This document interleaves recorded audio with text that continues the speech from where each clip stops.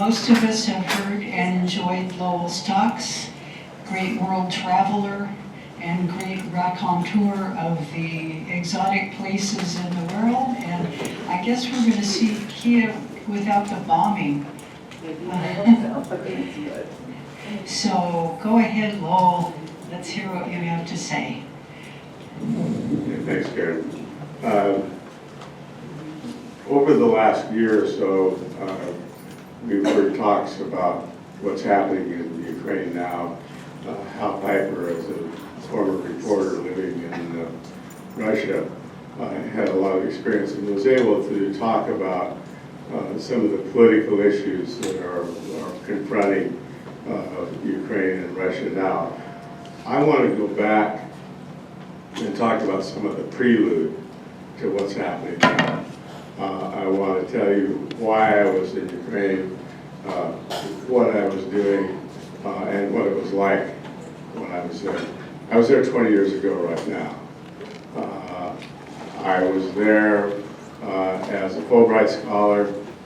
I was doing postgraduate medical education. My affiliation in Kyiv was with an agency called Kyiv Postgraduate Medical Education KMAPO, Kyiv Postgraduate Medical Education Program.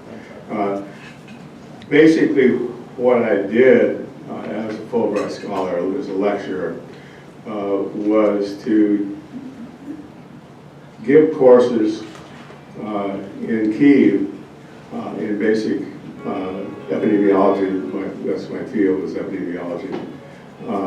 And also then to give courses in my specialty area, which was birth defects.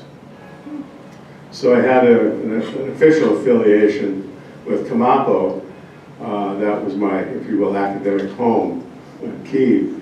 But most of what I did was with an organization called the Ukrainian American Birth Defects Program. This was headed by a pediatrician from the University of South Alabama. And I had worked with him in this country and then had given a workshop for him in Ukraine a couple of years before I went over 2005. So I worked out a deal my official affiliation was with the local medical program, but a lot of what I did was with him. Some of you probably know that I am linguistically challenged. I speak neither Russian nor Ukrainian, and I don't learn languages well. So at the end of about 6 months in Ukraine, I knew about 50 words in Russian and about 50 words in Ukrainian. At least I could read Cyrillic. When I lectured, my lectures had been, in PowerPoint, had been translated into Ukrainian. So I lectured in English and then always had with me an interpreter. So I would lecture in English, my slides would be in Ukrainian, and then my interpreter would translate, or my interpreter would translate from English into Ukrainian. This was not simultaneous, so I had to learn to stop and give Sasha a chance to catch up with me. I had one interpreter all the time I was in Kyiv. Everywhere else in Ukraine, I had a local person. And I'm going to talk next week about some of the other places that I lived, or traveled. But today I wanted to focus on Kyiv. Kyiv is the capital of Ukraine, and at this time, I've had a population of about 2.6 million people. As I say, I was there 20 years ago. That was a very good time to be there. A little bit of prologue to that. With the split up of the Soviet Union, Kyiv tried to take a path, if you will, to independence. At the same time, there were strong forces that were interested in maintaining relationships with Russia. And in 2004, an election was held that basically pitted a pro-Soviet pro-Soviet, pro-Putin candidate against a pro-Western candidate. The pro-Soviet candidate was I'm blocking on his name. The pro-Western candidate was Viktor Yushchenko. It was a hotly contested contest, and part of that process, there was an attempt made on Yushchenko's life. He was poisoned with dioxin, was evacuated to Western Europe, and managed to come back and run in the election. He came back with an incredibly pockmarked face from dioxin poisoning, and what had been a very attractive man, basically his visage was completely changed. As part of the election process, so we've got Yanukovych, that's the pro-Soviet guy, and Yushchenko facing off. The first election, they had a process where in one election, the top two people then went on to a second election. And so in the first election, the two candidates that I mentioned faced off. And then in the subsequent election, it was clear that Yanukovych had interfered with the election. It was not a fair election. And this resulted in a great deal of strife and stress because it was clear that he had won a fraudulent election. The Supreme Court in Ukraine declared that there needed to be another election. But this declaration was based in large part on what was called the Orange Revolution. And the Orange Revolution was basically a massive protest against the corruption of the Yanukovych government and supporting Yushchenko. Interestingly, it was relatively peaceful. It wasn't riots, it wasn't massive destruction. And finally, in December of 2004, the outcome of the election was settled. Well, I'm sitting in Houston and wondering, am I going to really go to Ukraine? That is, will I be able to have my Fulbright? And I went at the end of December, and by that time the election was over. It was about 2 weeks into the new government. And everybody was happy. You know, there was a pro-Western government. Things were going to go great.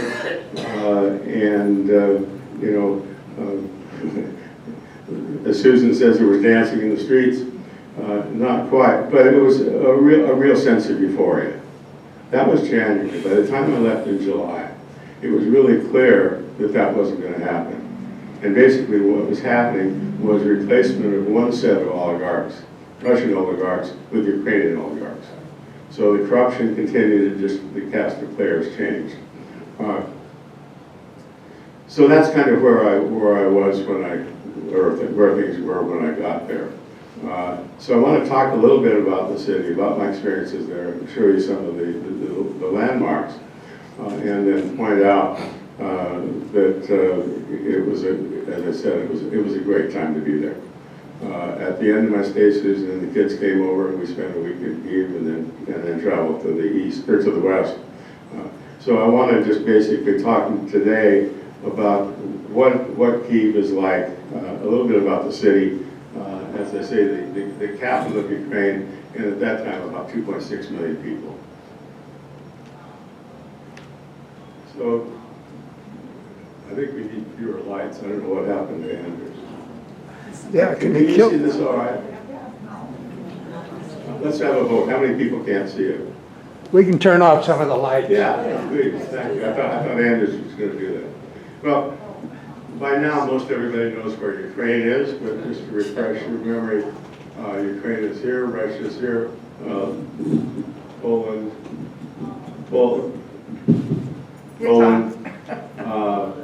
Belarus, the Black Sea, and Crimea here, and then this map shows the new republics that were established later. little closer look, you see Kyiv here. This is the Dnieper River going down into the Black Sea. And so here is Kyiv located in the central north part of the country. Of course, you can read all the street names on here. This is a map of downtown Kyiv. Key here, this is Krashatik Boulevard. You will see, I will talk about the Maidan. I will talk about up in here, St. Michael's. And then this street here is the street that I lived on. I lived right there. And right here was the Kyiv Opera House, which you will see. And then my cathedral is over here, St. Patrick's. So I'm going to show you all those places and more. So this gives you a layout. Here you can see the Dnieper River. And this is the old part of the city. Across the river are massive blocks of apartment buildings, kind of, the typical Soviet, or the older ones, but the newer ones are much more attractive. Well, one great thing about Kyiv is that it's got a very good metro system. And you can see there are 3 lines. My metro stop is right here. And it's a very efficient system. It's similar to the system in Moscow, and that is that these stations are deep underground because they were designed for as bomb shelters. You can see the escalator, and one of the things that's interesting about it is the escalators move really quickly, and you learn to get off very quickly. And I'm surprised sometimes some of the babushkas are able to negotiate those stairs, but it's scary fast. Okay. This is my metro station. This means the Golden Gate. And this was the one that was about 2 blocks from my flat. My flat was owned by a Ukrainian family who split their time between Canada and Ukraine. I had a bedroom, I had a dining room, a bathroom, and I had a kitchen, and my kitchen also served as my laundry room. And one of the things that I did when I was in Kyiv was I sent back a weekly letter called Notes from Kyiv, and a lot of times I talked about doing my laundry. And then when I came back, I had pictures of my laundry hanging in the kitchen. But it was a very functional place, and it was great. One of the problems was that it had an elevator that was kind of like ours. It didn't always work. And unfortunately, as I said, I don't read or didn't speak much Ukrainian or Russian, so I had trouble figuring out what the hell was going on when the elevator didn't work, or they changed the code on the front door without telling me. So there were some challenges of being linguistically challenged.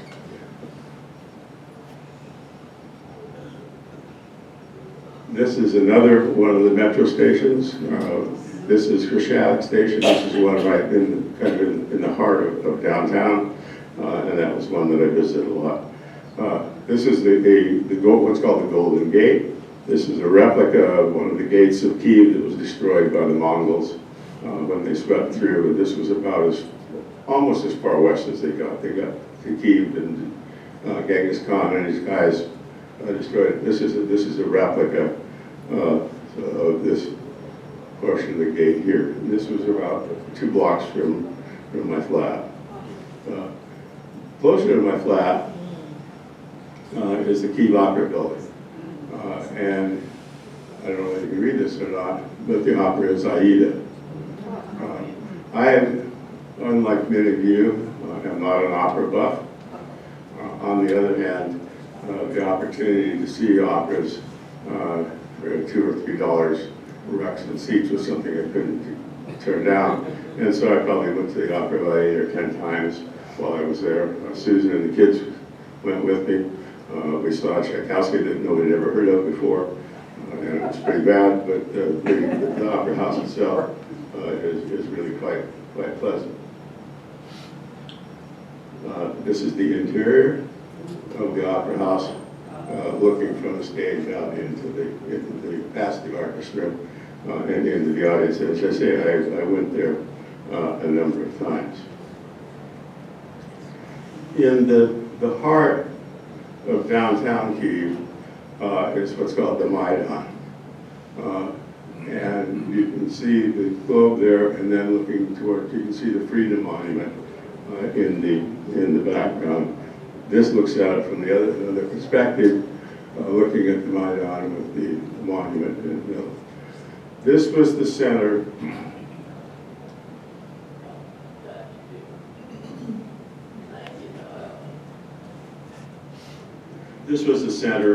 of the 2004 protests. Hundreds of thousands of people gathered in downtown Kyiv and around this monument. So it was basically filled with protesters.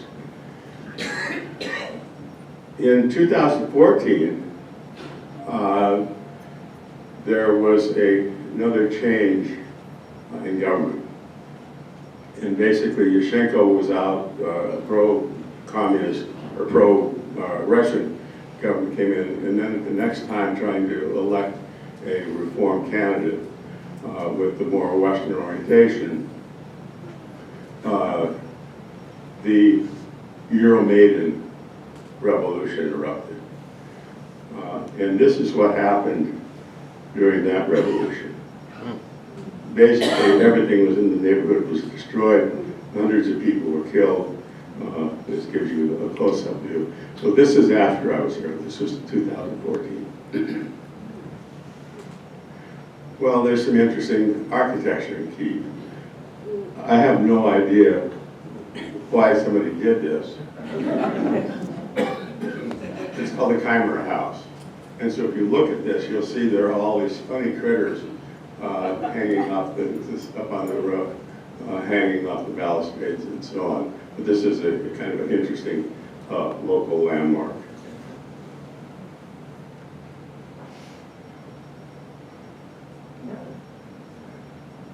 So if you've heard me talk before, you know I like markets. This is the Babasara Renock market. This was a huge market in downtown Kyiv. I should mention there are two ways of spelling the name of the capital of Ukraine. Most of you are familiar with the old way, that is K-I-E-V, Kyiv, or Kiev, Kiev chicken Kiev. That's the Russian spelling. K-Y-I-V is the Ukrainian spelling. So if you see something in the press, you know what the orientation of the reporter is on the basis of the way they spell Kyiv.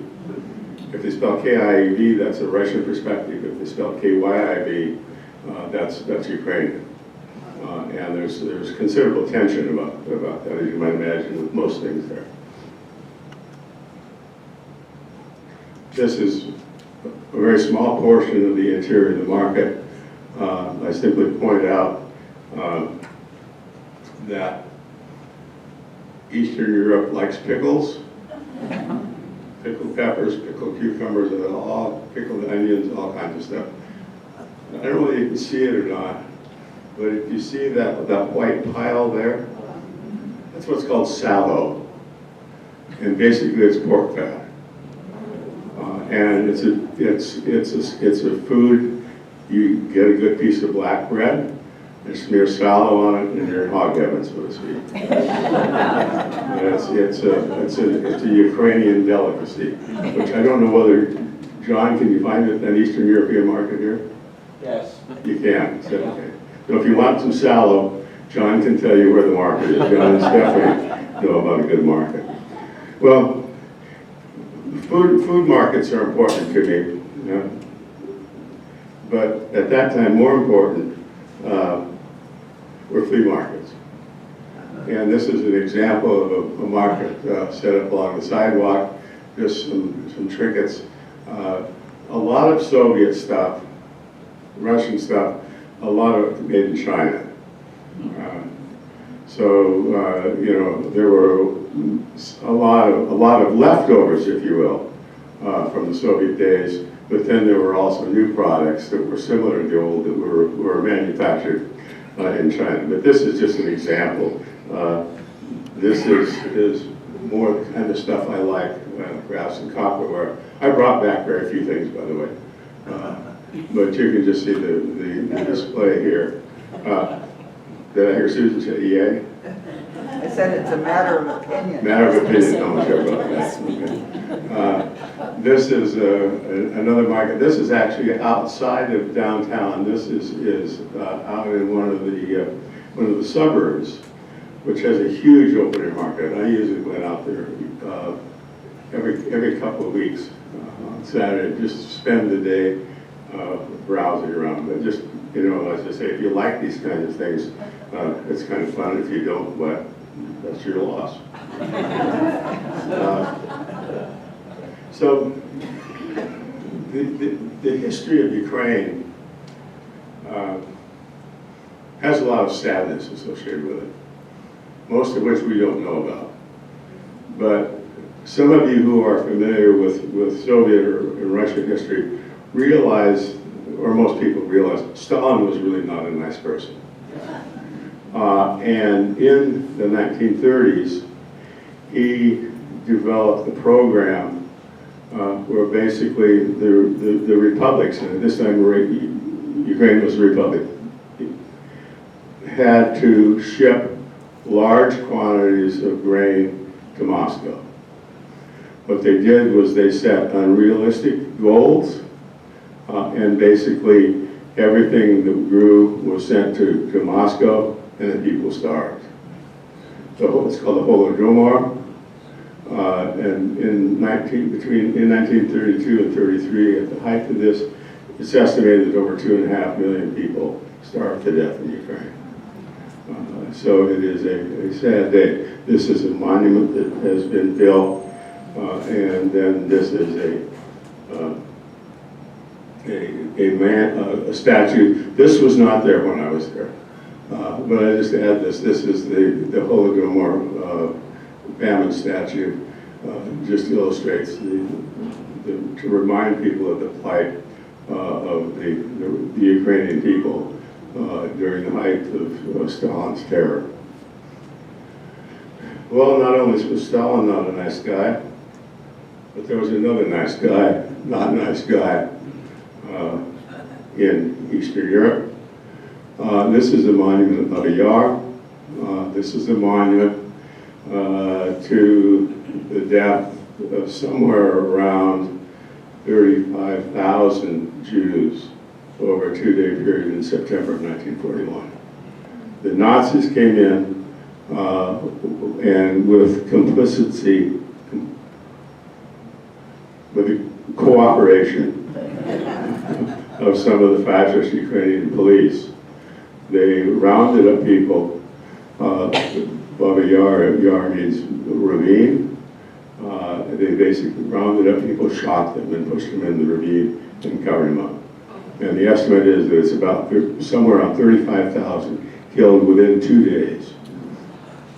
So, as I say, again, one of the things that we probably don't hear that much about in this country. This, as a side note, this was about 500 kilometers, no, sorry, about half a kilometer, maybe a kilometer from my institution, from my home institution. Also close to there was the local radio tower. And that was one of the first things that was hit in Kyiv by Soviet missiles at the beginning of this last war. I spent a lot of time in that neighborhood, and so when I saw that, I realized where they were and what they were bombing. More importantly, I guess to me it's more important, the first place that I gave a course was to neonatologists, baby doctors, at a children's hospital. Missiles hit that hospital.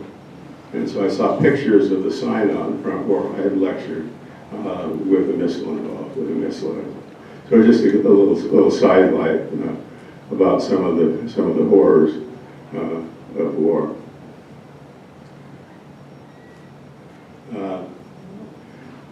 As you know, or as you may know, most of the Soviet republics had a statue like this. I showed you the one, I think, when I talked about Georgia. This is Radia Mat, the nation's mother. She is facing the Dnieper River with her sword raised and shield. And this is juxtaposed, if you see that, what looks like a bunker off to the left.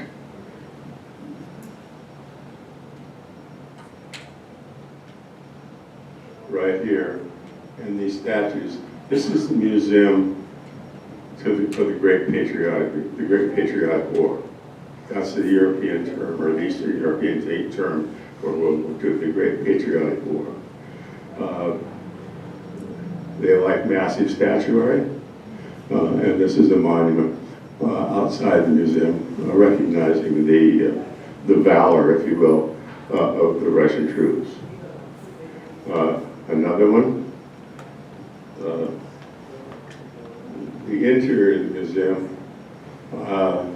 and it's incredibly moving. This is along that wall there. You see pictures of people who were killed during the war, and along the middle, you can see it doesn't show up terribly well in this photo. That's a table with place settings and cups in place for people who were missing during the war. They've got a guillotine.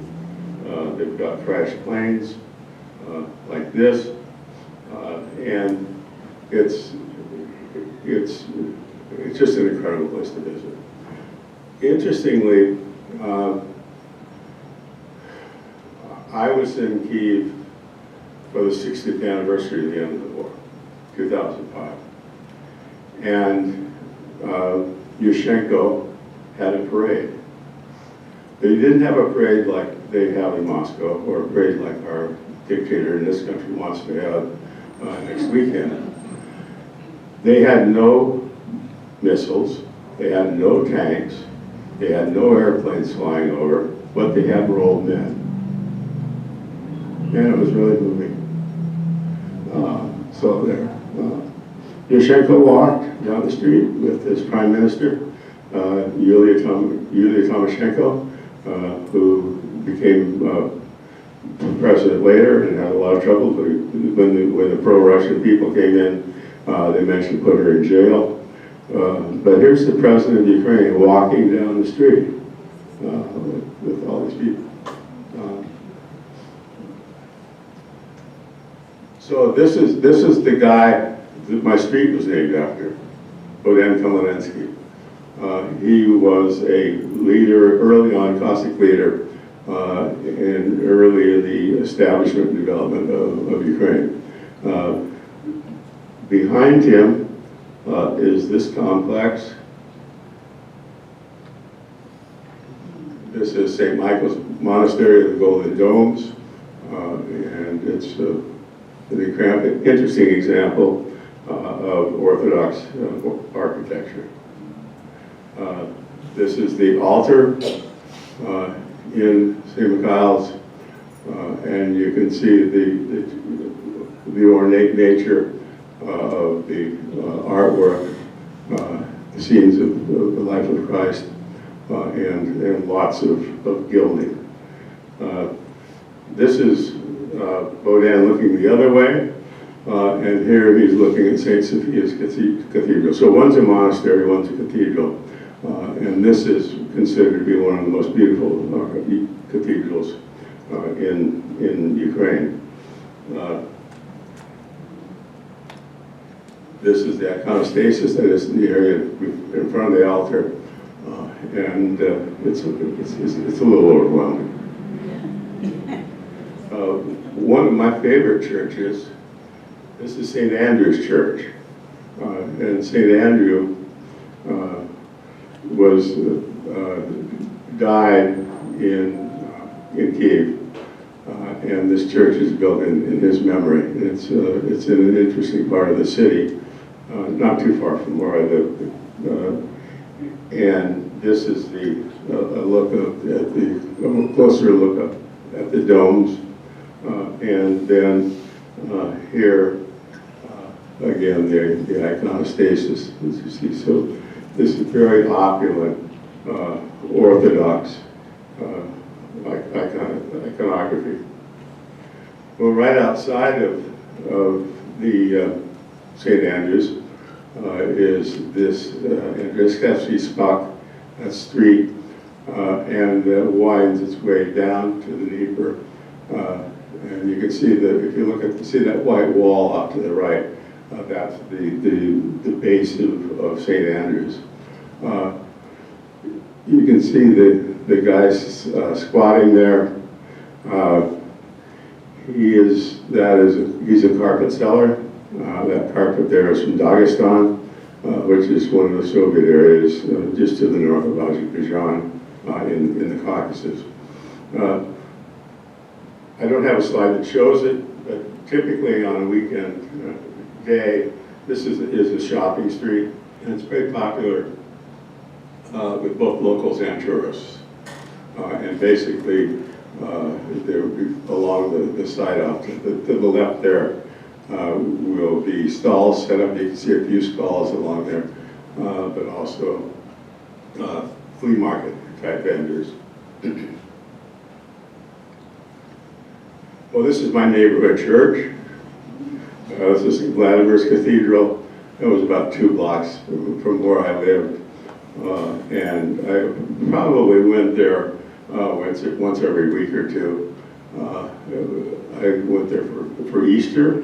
I went there for Palm Sunday, and both of those, as you might imagine, in Eastern Church are quite elaborate affairs. This is the interior. You can see the iconostasis there, the altar behind it, looking in dark, smoky, and full of incense.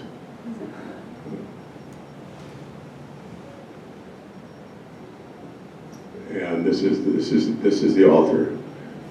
It's St. Vladimir's.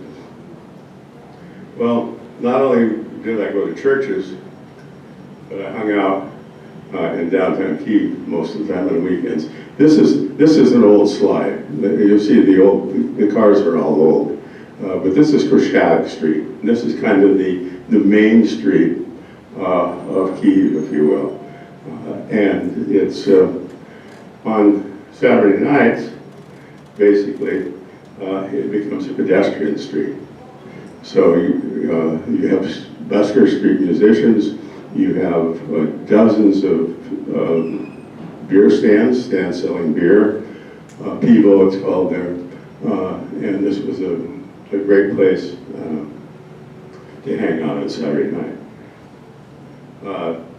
This is another look just down Krashadik Street with people hanging out, and it's, as I say, it's kind of a local highlight. Along Krashadik Street is the Rada, the Parliament, the Ukrainian Parliament, and this is the Parliament building.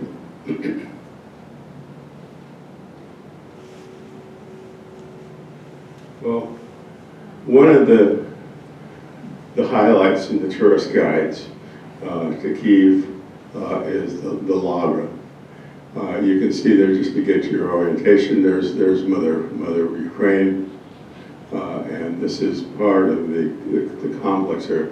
The complex has got like 12 or 13 churches, monasteries, but one of the things that it's most famous for is its catacombs. And so you go and you pay a couple of hryvnia and get a candle, and you go into the catacombs, and here's what you see.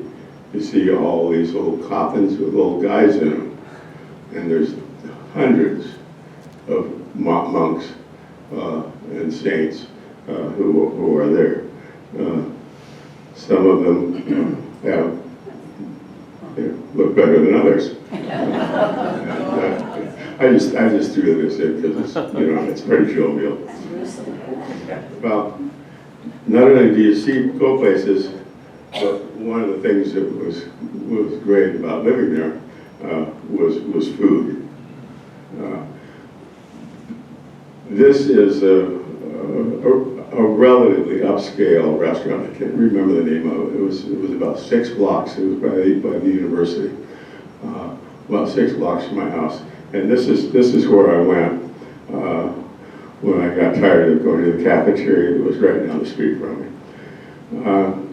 As I say, not knowing the language, I used what I call the point and shoot method of selecting food. So it was a lot easier for me to go to a cafeteria where I could look at something else. I have dot or pull a handle on the people machine. But this place had a menu that was both in Russian or Ukrainian and English, so I could get by in there. Well, one of the things that I really liked in Ukraine was borscht, and I ate a lot of borscht. And my motto was, a day without borscht is like a day without sunshine. It comes in a lot of different styles. Different restaurants have different styles. Typical on the top, you see the sour cream. I can't remember the Ukrainian name for it, and fresh dill. But it's a great dish. Particularly, keep in mind that I went there in January. So there's something wrong with this picture. I go to Kyiv in January and go back to Houston in July. So it was cold, it was icy. One of the things that's incredibly interesting to me is women in 5-inch heels navigating the ice on the sidewalks, and they do it. The other thing, speaking about women in 5-inch heels, Kyiv has probably some of the most beautiful women in the world. There are a lot of very beautiful women. And it was interesting, downstairs, next door to my flat was a casino. And it was a casino where lots of rich guys came to gamble with their escorts. And you'd see these Lexus SUVs pulling up, and here come a pair of legs out of the backseat. Did you sit there and watch? Well, not only do I like borscht, but my favorite food in the whole world was pizza. And I have managed to have pizza in about every country I've been in. This is a typical Ukrainian pizza from the pizza place down the street. My first pizza experience, this is fascinating as hell, I know. My first pizza experience in Kyiv was a place that was about a mile from where I lived. And it was written up in the local newspaper. There's a Kyiv Post, which is a kind of an English language newspaper in Kyiv. So I went there and I got a vegetarian pizza. And they had translated, all the things on it. And I got a pizza and it had carrots on it. And it had corn on it. Well, neither of those were on the menu. It's supposed to have eggplant. But anyhow, that was my first pizza experience, and I got over it and had lots of good pizzas. Well, you can't have pizza, or I couldn't then, without having beer. And I wish Hal were here, because he could read that for me. I can't remember how to pronounce all the letters, but this was one of the more common pivos. Pivo is Russian Ukrainian for beer, and so that shows that somebody has managed to drink about 90% of it. So with that, I will close and invite questions or comments. Thank you.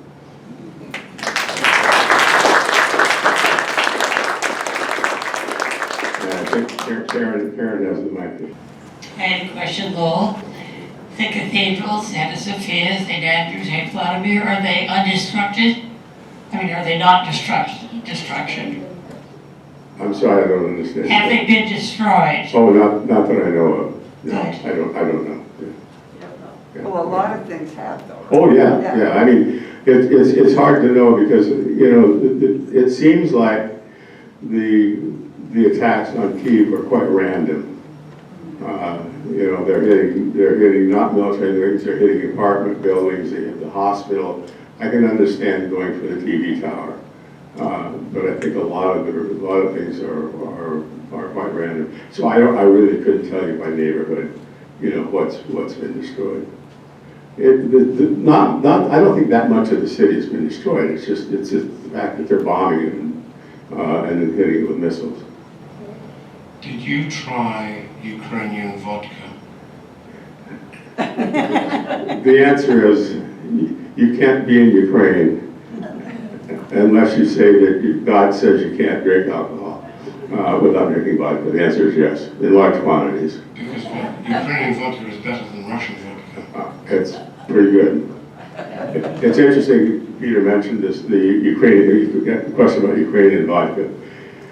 Anytime you go to any kind of a business meeting, a dinner, in a restaurant, you start out with a bottle of vodka on the table, and then there may be another one, and there may be another one, but it's a highly ritualized process, and it's kind of like in Russia. You never want to try to keep up. It's just that's lessons learned. What kind of a sense did you get of how religious the people are now? That's interesting. The answer is it's the old women, it's the babushkas. Those are the people that you see in the church. I don't think the younger people are that religious. I have to tell you a funny story that when I was in Lviv, this is before I went, this was the first time I was there. I was in a church, standing with my hands in my coat pocket, and this little lady came up to me and said, "You can't do that, you can't do that." You know, basically the churches are not entirely, but to a large degree filled with older women, and they keep the churches clean, they sell the candles and so on. But I don't think the young people are that religious. It's also interesting when you think about it,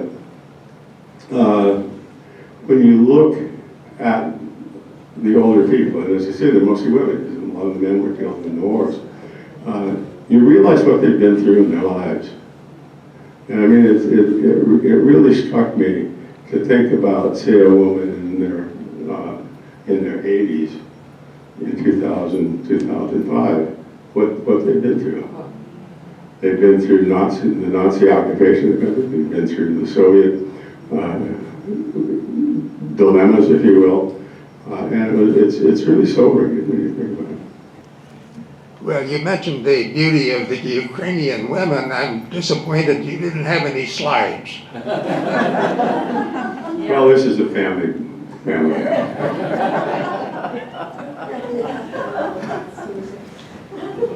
You mentioned when you were talking about the market in the middle of the town, the people that came, I can't remember the word, people that came from out of town to visit Ukraine. The neighboring republics, how do they picture Ukraine? Is it way up there, well built, well kept, or is it just another Russian republic? People wanted to come to be visited and see things. Well, I don't think you get that much tourism from Eastern Europe. I mean, I think Belarus is to the north, and it was pretty restrictive. I almost went and then they wouldn't give me a visa. The Poles are still fighting with the Ukrainians over what is now Western Ukraine. It's really part of Poland, from the Polish point of view. I don't know. I don't think, it used to be that a lot of Russians went to Ukraine to go to the beaches, particularly on the Black Sea. But I'm not sure there's a lot of tourist traffic. I don't think there is.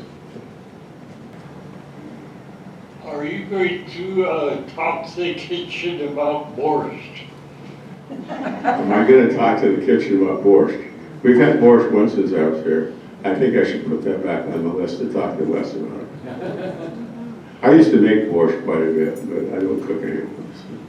But it's a good food. Yeah. Yeah. I'm wondering whether your research in Kyiv had to do with Chernobyl at all, the worst effects. The answer is, the people I was working with were trying to set up some studies. I tried to set up a study. I worked very closely with the National Environmental Health and Occupational Health Center. I tried to set something up. When I came back to this country, nothing happened. So that's, I really don't know. Okay, well, Okay, well, thanks a lot. come back next Saturday for, Yeah, so next Saturday, I'm gonna leave Kyiv, and I'm gonna take you to the other places that I lectured and traveled to. Kind of a Kyiv or a Ukraine roadshow, and talk a little bit about some of the political issues along the southern tier, and then in the far east. Okay, thank you very much.